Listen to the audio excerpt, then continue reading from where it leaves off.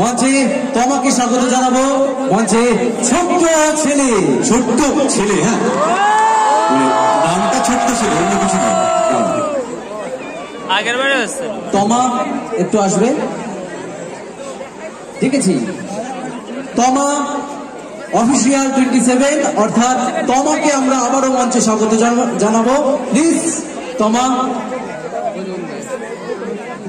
Microphone তোমার হাতে তুলে দিচ্ছি। তোমাকে